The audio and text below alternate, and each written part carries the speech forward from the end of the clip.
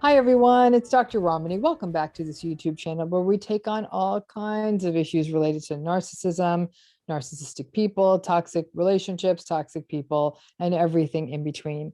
It's my hope that understanding of this content will really help you manage any of these situations that you encounter in your life. If you're new to this channel, please hit subscribe, join this really wonderful community of people who are getting very informed about these issues. And if you like this video, go ahead, give us that thumbs up. That actually makes sure that more and more people hear about this. And I think the more and more people that get to understand narcissism, the better off all of us are. So today I'm going to take on a question that comes from people all the time. And it's such a struggle. I was actually going through a sheaf of emails and questions that have come in, and repeatedly this question came up, which is, how do I deal with the positive feelings I still have for the narcissist that is or was in my life? So I'd love to actually start by asking all of you. I bet some of you still have positive feelings for the narcissist that is in your life or was in your life. So just to throw it out to you, drop it in the comments if you feel comfortable. Do you struggle with the positive feelings for the narcissistic folks or person in your life? And what do you do? Again, I think that if the more people that hear that you're not the only one struggling with this.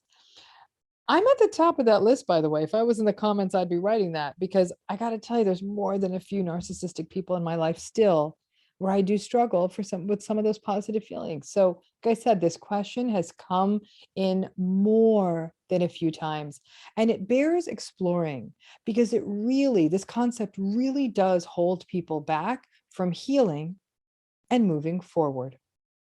Some people believe that if they are having ongoing positive feelings about a narcissistic person, that they are somehow betraying themselves, or they feel ashamed or foolish for having those feelings about someone who's so bad for them.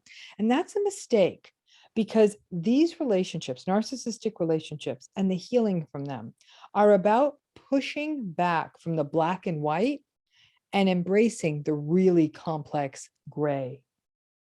So many people believe that the healing path forward is to see the narcissistic person as all bad. And then they can completely resolve that cognitively dissonant, trauma bonded mess, right? If they're all bad, easy, right?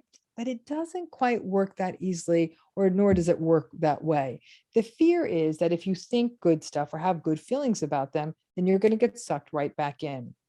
But I actually think that's too simplistic a take. And it actually puts you, if you think like that, at greater risk of actually getting sucked back in. Now, I've talked on this channel many times about an exercise I have survivors do. And that is this idea of writing down the bad things that have happened in the relationship with the narcissist, things that were said, things that were done, bad, invalidating, gaslighty, awful experiences. But you may also need to write down the good things that happen, because that list will show you some patterns too. What got you stuck, what you value, what other people told you to value, the enabling patterns, the stuff that is actually hard to walk away from, the stuff like attraction and good memories. Write all of that stuff down too, and put the lists next to each other. If this exercise does only one thing, it shows you how hard all of this has been, and helps you see that you aren't foolish or at fault or codependent, but rather that these narcissistic relationships are really messy and difficult. And it can be really difficult to get good guidance on what to do when you're sort of so torn. Now, as I tell so many people when it comes to narcissistic relationships, indifference in terms of healing is really the top of the mountain. To be able, with a very objective eye, to acknowledge what worked and what you liked about the relationship. Perhaps you had some shared interests. Perhaps you were really physically attracted to them. Perhaps was their sense of humor or their wit, whatever the hell it was real to you. Then to acknowledge what kept you stuck, even when it started to get very unhealthy: duty, obligation, fear, hope, and to see that these were powerful. Indifference means to see all of that with a very discerning eye, and then note and remember that the bad stuff, those bad patterns, they were never going to change or go away. Indifference can mean you don't get so mad at yourself. You see, you recognize what was so compelling or even enjoyable, and then you are more likely to be self-forgiving and self-compassionate. Indifference means that you see it all in a really holistic way, and it still doesn't get under your skin as much. As I thought about this video, I thought back to some of the more impactful narcissistic relationships that have happened in my life. I was able to see what grabbed me and what kept me in. Qualities in these folks like intelligence, wit, excitement, attraction. And folks, at the same time, I have to tell you, I kind of cringed at myself when I thought about what I put up with, how I really, in essence, degraded myself and what I thought passed for a relationship. I kind of sat with that gross feeling and it passed, almost like an upset stomach. And I was also able to recognize the vulnerabilities that got me stuck in those relationships and how much I've grown since I stepped away. But for a minute, I'll acknowledge I felt ashamed and less than. And that feeling was important for me to sit with because it was how I felt every single damn day in those relationships. It was complicated then. It's not anymore. If you are healing from narcissistic abuse, I would like you to break from the pattern of telling yourself, no, no, no, I can't think anything good about this relationship because you feel bad or confused. Healing really is the willingness to see the bad stuff alongside the stuff that pulled you in.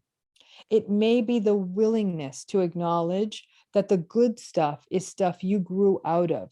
Doesn't matter how attractive someone is, right? If they're gaslighting you, they're gaslighting you. No one's that hot.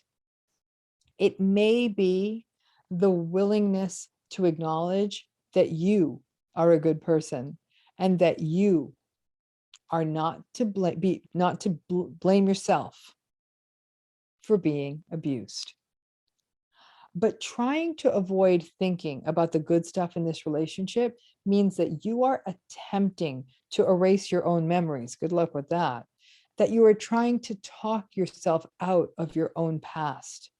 Like I said, I thought a lot about this video, and I thought about the top 5 narcissistic people who have impacted my life, my whole life, from childhood to the present day.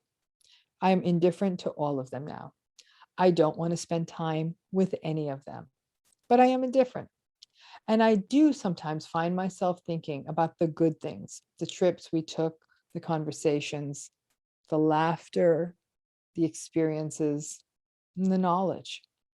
I can shake my head and say, yeah, I mean, those were good moments. Like one would say about a good meal they had. I don't ever want to see these people again.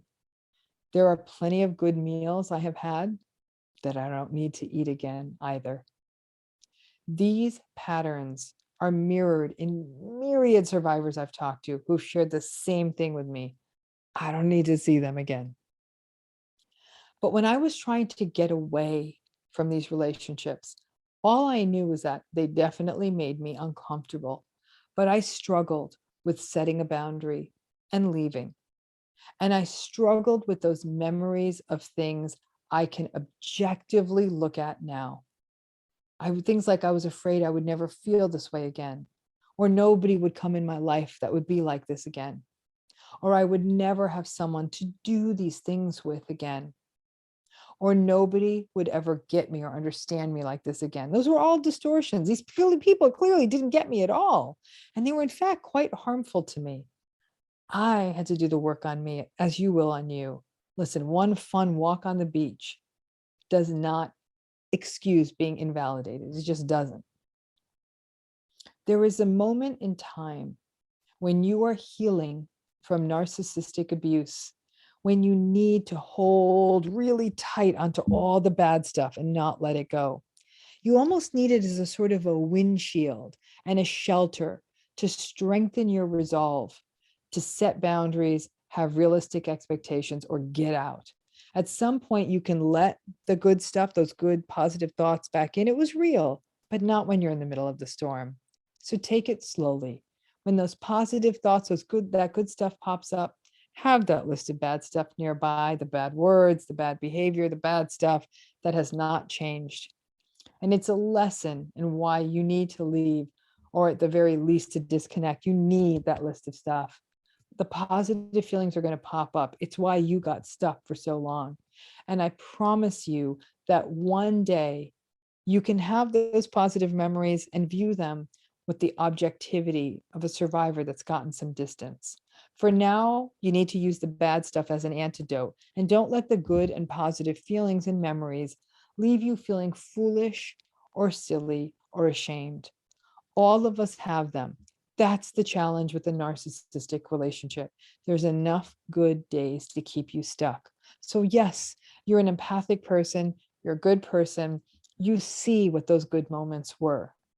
But those good moments are never, ever, ever going to be an excuse for somebody mistreating you, invalidating you, minimizing you, and gaslighting you.